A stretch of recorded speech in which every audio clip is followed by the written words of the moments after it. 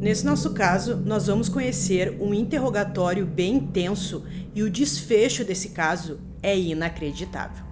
Fala pessoal, Carol na área, trazendo mais um vídeo aqui no canal. Todas as semanas eu trago esse tipo de conteúdo aqui para vocês, então se você gosta, se inscreve no canal, deixa o like nesse vídeo, deixa um comentário e não esquece de ativar o sininho de notificações. Bora pro vídeo!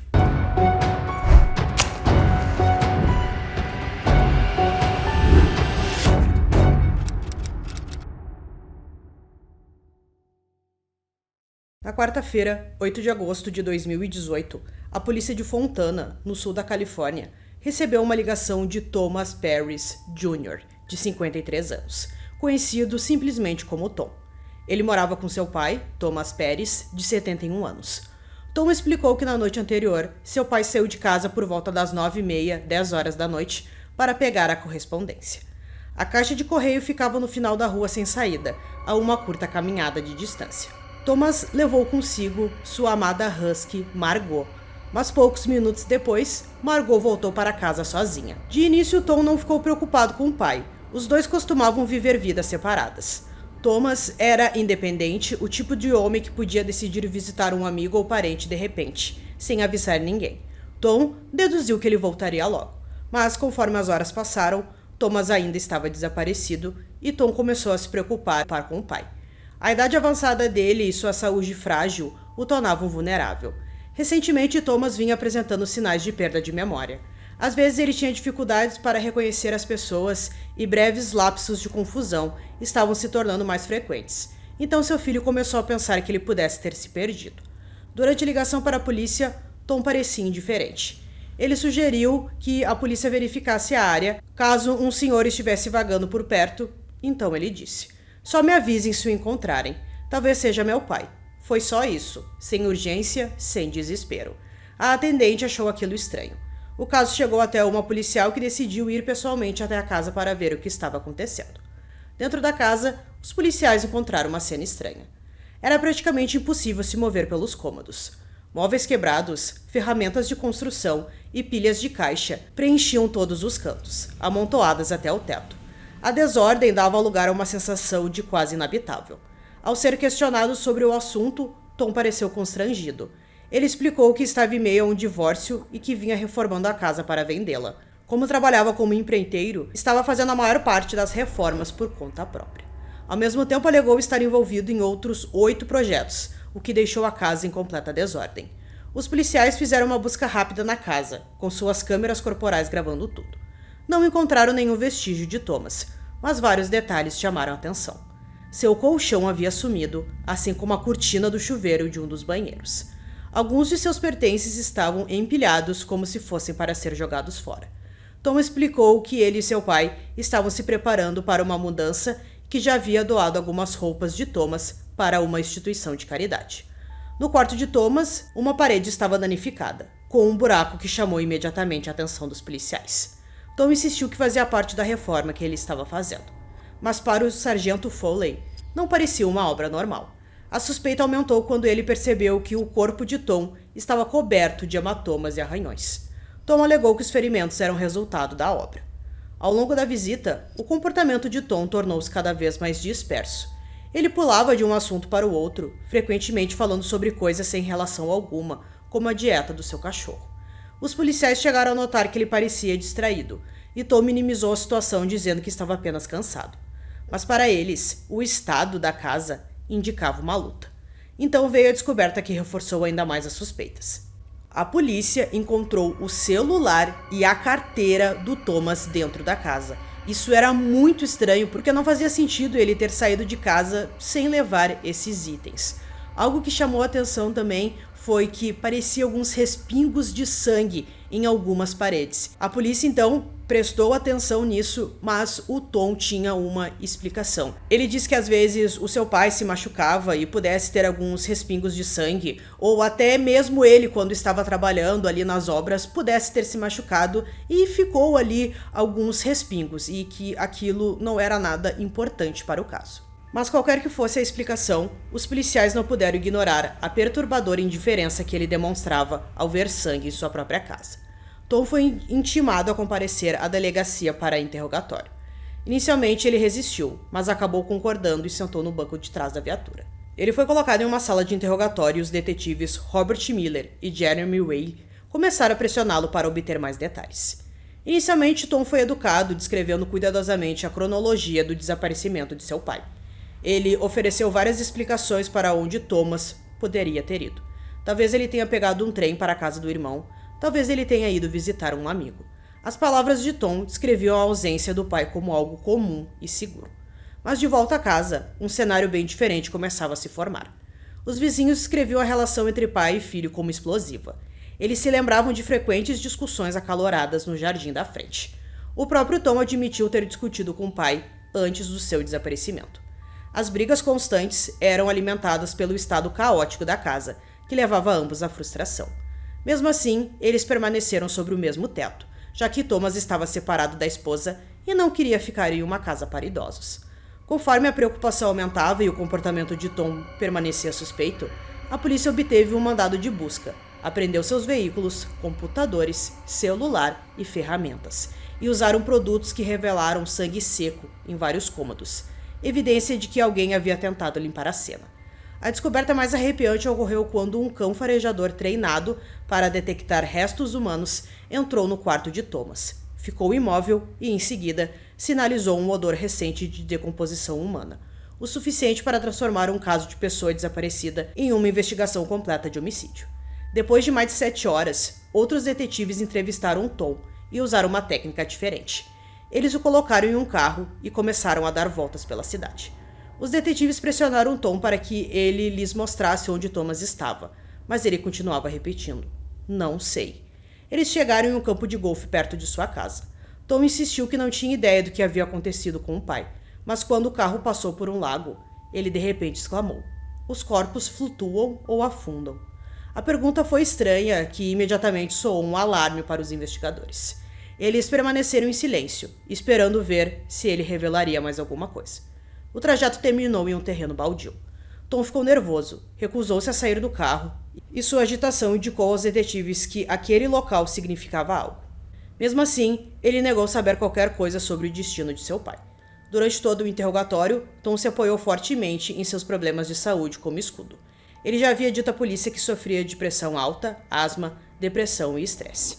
Agora, conforme o interrogatório se prolongava, ele reclamava de se sentir mal, pedindo seus remédios. Para eles, seu pedido médico soava como desculpa, uma tentativa de escapar da pressão. Os investigadores continuavam convencidos de que aquele terreno baldio continha a resposta. Levaram-no lá de volta, na esperança de encontrar alguma brecha em seu depoimento, mas Tom não revelou nada. De volta à delegacia, a pressão aumentou. Os detetives deduziram que ele estava prestes a ceder, talvez a apenas algumas palavras de uma confissão. Depois de muita pressão, os detetives decidiram levar a cadela de Tom até a sala de interrogatório. O detetive David inclinou-se para a frente e disse: "Você matou seu pai." A voz de Tom falhou, seus olhos se encheram de lágrimas. "Não, eu não matei." O detetive insistiu: "Seu pai está morto por sua causa. E o pior, esse pobre cachorro viu tudo." Tom recuou confuso e abalado. Após uma pausa, repetiu: "Não." O detetive insistiu: "Aconteceu. Você o matou. Você sabe disso. Você não está sendo honesto consigo mesmo. Como você pode sentar aqui e dizer que não sabe o que aconteceu quando seu cachorro está bem aqui, sabendo que você matou seu pai? Olhe para ela. Ela sabe. Ela pisou no sangue do seu pai." Então, eles desferiram um golpe devastador. Disseram a Tom que havia encontrado sangue nas patas de Margot, que ela estava traumatizada por ter testemunhado o assassinato e que por isso seria submetida à eutanásia. You killed him. He's dead. And your dog is sitting here looking at you, knowing that you killed your dad. Eles deixaram Tom se despedir e depois a levaram embora. Tom começou a gritar, socando a própria cabeça, puxando os cabelos e rasgando a camisa em agonia, antes de desabar de exaustão. Para a polícia, esse colapso foi um sinal de culpa. Mesmo assim, Tom continuou negando ter matado o pai. O cão não foi para a eutanásia, foi apenas uma técnica que os detetives usaram. Então veio outra manobra. Os detetives disseram a ele que o corpo de Thomas havia sido encontrado em um necrotério, coberto de ferimentos de faca. Tom ficou sentado com os braços cruzados, expressão vazia, quase sem reação. Frustrado, o detetive Kyle bateu na mesa gritando: "Acabamos de lhe dizer que encontramos o corpo de seu pai cheio de ferimentos de faca e você nem se importa." Tom olhou para baixo e murmurou: "Eu não o matei." Com o passar das horas, as defesas de Tom foram enfraquecendo. Sua voz perdeu força, suas respostas ficaram mais curtas, seu ânimo se apagou. Os detetives pressentiram que o momento crucial havia chegado. Um deles se aproximou e perguntou: "O que você acha que realmente aconteceu entre você e seu pai?" Após 17 horas de interrogatório, a polícia finalmente obteve o que parecia ser uma confissão. O detetive David escreveu em seu relatório. Tom disse que pegou uma tesoura, foi até o sofá e esfaqueou o pai. Ele disse que estava com raiva e provavelmente o esfaqueou várias vezes. Tom descreveu que, após o ataque, seu pai conseguiu subir as escadas em direção ao banheiro. Então ele ouviu um estrondo alto. Quando correu para lá, seu pai havia caído no chão do banheiro inconsciente. Deu-lhe um tapa forte no rosto, mas não houve reação. Naquele instante, Margot entrou no banheiro e o chão estava coberto de sangue. Tom tentou empurrá-la para fora para que ela não visse. Assim que tirou o cachorro do cômodo, ele enrolou o corpo do pai em uma cortina de chuveiro. Em seguida, arrastou o corpo escada abaixo até a garagem e o colocou em sua caminhonete. Os detetives continuaram insistindo para obter mais detalhes, mas a voz de Tom foi ficando cada vez mais fraca. "Eu não sei", murmurou ele, antes de vomitar em uma lata de lixo. Tremendo de culpa, ele sussurrou: "Me desculpa, pai. Eu não queria. Eu te amo." Ele até deixou uma mensagem para a irmã: "Eu não queria tirar nosso pai de você. Eu nem sei por que eu fiz isso. Ainda não entendo o que aconteceu." Quando o deixaram sozinho por um instante, os policiais observavam através do vidro Tom puxar um cadarço de couro e tentar se estrangular. Eles entraram correndo e conseguiram imobilizar suas mãos. Nesse momento, ele foi formalmente preso. Devido ao seu frágil estado mental, a polícia emitiu uma ordem de internação, o que significa que ele era considerado um perigo para si mesmo ou para os outros e poderia ser internado involuntariamente por 72 horas para avaliação psiquiátrica. Tom permaneceu no hospital durante o fim de semana, com ordens estritas para não ter contato com ninguém. Mas alguns dias depois, uma jovem enfermeira aproximou-se de sua cama e quebrou o protocolo. Ela inclinou-se e sussurrou: "Eu sei que disseram que você não pode falar com ninguém, mas seu pai está ao telefone." Na noite de terça-feira, 7 de agosto, Thomas saiu de casa para pegar a correspondência no final da rua. Mas esse não era o seu único plano. Ele continuou caminhando, chegou à estação de trem, pegou um trem para visitar o irmão e, mais tarde, um ônibus para a casa de um amigo, onde passou a noite. No dia seguinte, foi para o aeroporto, porque tinha uma passagem para visitar a filha. Thomas nunca contou nada disso para Tom. Era assim que funcionava o relacionamento deles. E para piorar a situação, Thomas tinha esquecido o celular em casa.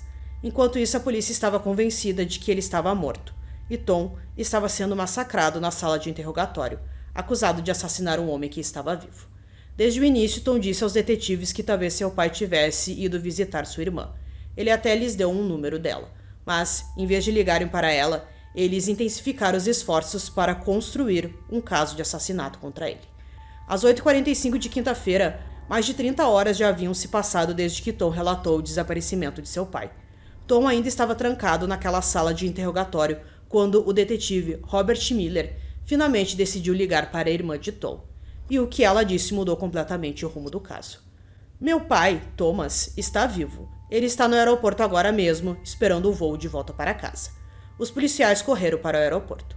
Lá encontraram Thomas, de 71 anos, completamente perplexo com a multidão de agentes.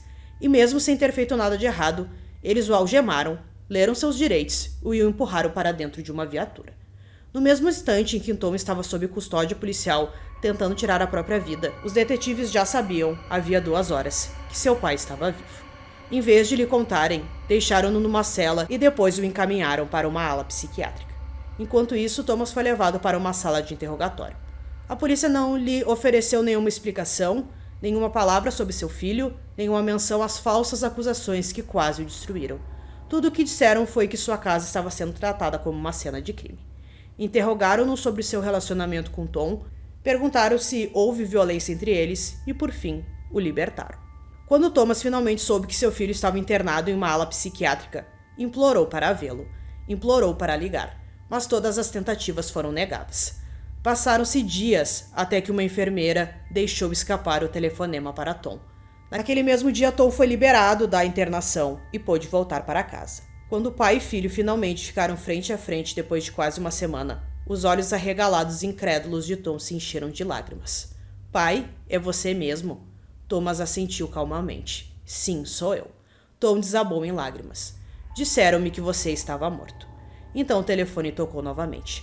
Dessa vez era o abrigo de animais. A polícia havia registrado Margot como animal de rua, o que significava que ela poderia ser sacrificada a qualquer momento. Por sorte, Tom havia implantado um microchip em Margot muito antes de tudo isso. Aquele microchip salvou a vida dela, permitindo que a equipe do abrigo a rastreasse até seus donos, antes que ela pudesse ser sacrificada. Quando o pai e filho finalmente a buscaram, a cadela mal conseguia andar. Enquanto estava sob custódia policial, seu ligamento cruzado havia se rompido, e ela precisou de cirurgia. Mesmo com Thomas vivo e bem, os policiais ainda não estavam convencidos. Eles levantaram uma nova teoria. Talvez Tom tivesse matado alguém na casa. Conseguiram um terceiro mandado de busca e até instalaram um rastreador na caminhonete de Tom. Mas no fim, tudo levou a um beco sem saída. O caso foi encerrado. Nenhuma acusação foi feita contra Tom. Mais tarde, Tom disse que não se tratava apenas de um mal-entendido, mas de algo muito mais sombrio. Na noite em que reportou o desaparecimento do pai, ele havia falado com um tenente com quem já tinha um histórico ruim. Eles já haviam se desentendido antes, e Tom sentia que aquele policial tinha algo contra ele. Mas mesmo assim, ele ligou porque a segurança do seu pai importava mais do que o seu orgulho. Aos poucos, os erros foram aparecendo. Durante a busca, a polícia usou um reagente químico chamado Blue Star. Alegaram que o reagente mostrou grandes quantidades de sangue por toda a casa. Mas há um porém. O Blue Star frequentemente apresenta falsos positivos, reagindo a outras substâncias, até mesmo a alguns minerais presentes na tinta da parede. Tom estava pintando a casa há algum tempo, e nenhuma dessas manchas foi confirmada como sangue por um laboratório. Aquele cão farejador de cadáveres que supostamente sinalizou um odor de decomposição humana no quarto de Thomas nem sequer era um cão policial certificado, apenas o animal de estimação de um voluntário, sem qualquer treinamento profissional. Um ano depois, Tom entrou com um processo federal contra a cidade, nomeando 15 policiais envolvidos. Ele os acusou de detenção ilegal, violação de direitos civis e muito mais. Ele perdeu sua renda, grande parte de seus bens foi destruída, as contas médicas e psiquiátricas se acumularam e sua saúde mental entrou em colapso. Ele ficou tão traumatizado que não conseguia nem atender o telefone ou sair para pegar a correspondência. Seu processo buscava mais de 10 milhões de dólares em indenização. E além disso, ele teve que pagar cerca de 12 mil dólares pela cirurgia de Margot. Em sua defesa, a polícia insistiu que mentiu apenas porque acreditava que Tom estava mentindo e precisava enganá-lo para que ele dissesse a verdade. Em 2024, Tom aceitou um acordo. Ele temia que se um júri lhe desse razão, uma apelação pudesse anular tudo com base na doutrina de imunidade qualificada, que protege a polícia de muitos processos. Tom recebeu cerca de 898 mil dólares em indenização. Seu caso tornou-se um exemplo gritante de como o engano policial pode levar a confissões falsas e depoimentos fabricados. Desde então, grupos de direitos civis têm pressionado por reformas para proibir a mentira durante interrogatórios. Então, pessoal, concluindo esse caso aqui para vocês, eu resolvi trazer esse caso porque ele é diferente. Por mais que a gente não tenha um crime, um assassinato, na qual a maioria das vezes eu trago aqui para vocês, é um caso extremamente chocante, a manipulação da polícia. O próprio Tom acreditou que tinha tirado a vida de seu pai e ele estava vivo na casa da irmã dele. Então, acredito que é um caso muito chocante mesmo a gente imaginar toda essa manipulação. E faz a gente pensar um pouquinho. Bom, imagina quantas pessoas inocentes estão presas por causa disso. Porque a polícia acaba te convencendo e você acaba acreditando que cometeu um crime, alguma coisa desse tipo. E foi o que a gente viu nesse caso. Mas que bom que o Thomas e o Tom receberam uma indenização. Foi muito grave mesmo, acredito que a vida dos dois tenha mudado completamente depois disso. Então eu espero que vocês tenham gostado desse vídeo. Esse foi mais um vídeo aqui no canal. Durmam bem e até o próximo.